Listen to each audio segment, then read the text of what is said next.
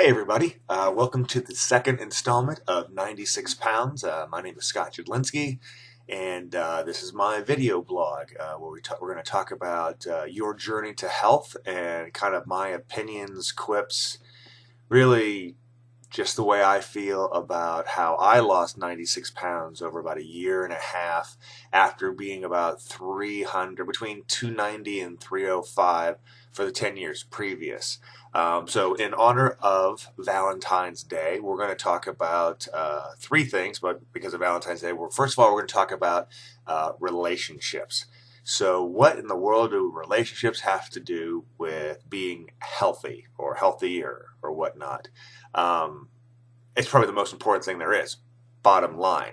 So some of the things I'm going to be saying here, guys, may actually upset some people. Not that they're controversial and stuff, but you have to take a long, hard look at whether or not you're in the right environment to be healthy. Okay, because a lot of people aren't healthy right now because they don't put themselves in the environment to be healthy. Okay, so classic example, um, your spouse, okay, or your significant other, or your friends if you're single. Uh, if you're trying to get healthy and you're motivated and everything, and you have a spouse that's absolutely not, so every time you turn around, there are McDonald's wrappers, there are just things filled with fat, or there is alcohol being consumed just nonstop because, like me, their sport is eating and drinking. Man, it's gonna be tough. It's gonna be tough, especially for a married couple. So what I would tell you is, if your spouse is in the same boat as you, talk, see what's going on, see if you're both on the same page, and then make that conscious decision to get healthier together. The thing that you're going to find with that, though, is that if you both make the decision to get healthier together, the benefits are going to exponentiate. Okay, and I say that for my own experience. So in my household, my wife was the healthy one. I was, the super fat ass, if you will. And Bev worked out hard, to the point where she just went, she go, "Do you want to go to the gym?" And I'm like, "No, I made a lot of money this week. I'd just go ahead and eat and drink because that was my sport." Anyway, so she eventually had to just say, "Look, this is what I'm doing. You do what you want to do," until I got back on board. Now, hopefully she agrees with me on this, but once I started getting back to the gym and we were doing this together, obviously our marriage got even stronger, and her development, her progress on her goals exponentiated as well. So in a way, I was dragging her down. You know what I mean? So, but now we got on board. It's awesome, and you can ask anybody, man. My wife is a monster in the workout room. It's awesome stuff. So, as far as those people, same thing goes with those people that are exclusively dating someone else with a significant other. It's a little bit easier because you may or may not be living together. If you're not living together, it's almost easier to segment your life. But eventually, it will it will drag you down if they're not on the same path as you. For those people that aren't seeing anybody, but your outlet is your friends. Okay, look around. If bar hopping is your event or whatnot, not that there's anything wrong with that. Hey, you do what you want to do, but you got to be realistic. What is your goal? Is your goal to hit 20 bars this weekend, or is your goal to lose 10 pounds in the next 2 months? You have to decide. If your friends don't support your goals, then you just have to decide. Okay, bottom line. My wife and I were talking this morning, and our close personal friend makeup has significantly changed over the last couple of years. Not that we have cut anybody off or anything like that, but the people that we see day in, day out, week in, week out, have almost everything to do with our fitness. Our Facebook friends mostly are those people that are fitness minded like us. If you look at my Facebook page, people, I still have friends from high school that are on there that are awesome. I have neighbors, my neighbors here are awesome. But the people I really, really interact with are all my fitness people, my jiu-jitsu brethren. Same thing with my wife. A classic example. Okay, when I first started getting into the whole thing, Bev took me to a class called Body Pump, which is kind of like cardio weightlifting, almost aerobic weightlifting if there's such a thing, and it was as well as Body Combat, which is a cardio kickboxing, both taught by Jeannie Custard, who is phenomenal. Her and her husband John Custard, who is owner of a number of Gold's gyms out here. Amazing people. Some of our close friends now. We talk to them all the time. Uh, you know, Close personal friends of mine. At Jiu-Jitsu, I have Faraz Marzenji, and of course my instructor, my coach, my friend Tony Passos. These are guys that I didn't know 2 years ago, but would take a bullet for them now. So that's kind of the way your life is going to change. Okay, if you want to lose 10, 20, 30, 40, whatever, 96 pounds, and you got to know this coming in. Your life is going to dramatically change either by osmosis or because you made the change because you had to, because if you didn't, you were going to stay unhealthy. All right. So that's that. The other thing that I want to kind of prepare you guys on, the second portion of this is entertainment. Okay. And it's like, what the hell are you talking about, entertainment? All right. Here's the other blow. Other than changing kind of your lifestyle or whatnot, maybe changing the people you hang out with, or either changing the people or actually changing the people, if that makes sense, is you're gonna have to do cardio. Sorry, I hate cardio. I'm a very competitive person. Someone mentions the word treadmill, and my eyes start going like this. Like I can't do it. Personally, I did the elliptical and the bike. How did I make it through? Well, I'm going to tell you, you're going to have to go spend some money. Not on me, not on this, but you're going to have to go spend some money. If you don't have one already, go get yourself an iPod. This is an iPhone. There's also the iPod Touch, an iPod. Go get yourself an iPod. It will make life so much easier when you're out there doing your cardio. Okay? Now, I'm not going to tell you how to do the cardio. That's up to you. Do your research. Again, I'm not a certified personal trainer. Don't want to get in trouble or anything like that.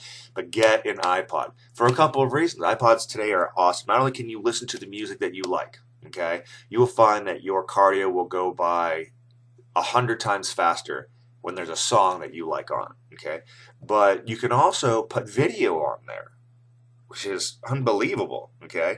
So when I'm doing my cardio, again, I can't stand cardio, but doing cardio itself, I would watch, I wanted to get better at jiu-jitsu, and there are tons and tons of instructionals out there. You could almost learn jiu-jitsu, not very well, but you almost could just from on YouTube, right? You can get YouTube on your iPhone or whatnot, but get a video, put it in iTunes, download it, and most videos are like an hour, hour and a half, 2 hours long or whatever. I would watch it, and it was funny as there was a technique that I knew I could incorporate as part of my game.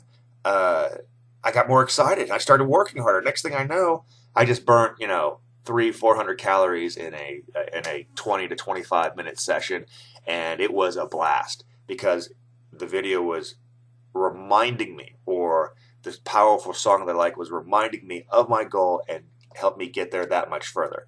Doing cardio without entertainment is like watching paint dry. Don't do it. Okay, anyway, so the next part of this whole thing is going to be about expectations. So, very dear friend of mine, Brazilian Jiu-Jitsu black belt, Tony Passos, says this about people, or about his students, okay? He says, the only time he really gets upset at someone is when their expectations far outreach their effort, okay? And what do we mean by that? So in jiu-jitsu, there's 5 belts for adults. There's white, there's blue, there's purple, there's brown, and there's black. Okay, taking out natural talent, athleticism, yada yada yada. If you went 4 times a week for 10 years, at least under Tony Passos, you might be a black belt. Okay, and Tony Tony basically says is that, if you come here and you want, hey, I want to come here, I want to lose weight. If I get my blue belt in a couple of years, that's okay. But I'm just here to, kind of be social, kind of work out, learn how to defend myself a little bit. The belts, competition, that stuff's not really important. So, but if you come here and you say, hey, I want to work hard, I want to train hard, I want to get my blue belt in a year, and you show up 2 days a week, and when you roll, you're like a dead fish. Not gonna happen. Not gonna happen. So it's the same thing in your health. Okay, when you're looking at your relationships, when you're looking at what your goals are, and you're understanding why your goals are the way they are, it's like, hey, I want to lose 80 pounds. I weigh, say you're a female and you're 180, and you want to get down to 100 pounds, but you still want to party, you still want to drink, you're not watching what you eat, stuff like that. You're failing yourself. Okay. Again, Tony says, hey, you're not, no sweat off my brow. I got plenty of guys that want to work hard, but why are you going to fool yourself? Okay. That's really the thing. Understand your level of expectation. Okay. If you're 180, okay, and you're, whatever size you are, and if you got down to 150, look at yourself at 150. Why go down to 100? If you look at yourself at 150, if you think you look awesome at 150, you can, run up and down stairs easier. You can fit into those, 3 or 4 dress sizes smaller guys, your waist is going to go from 40 to 36 or whatever, and you're pretty happy about that. That's okay. You don't have to look like a bodybuilder. You don't have to look like a fitness model.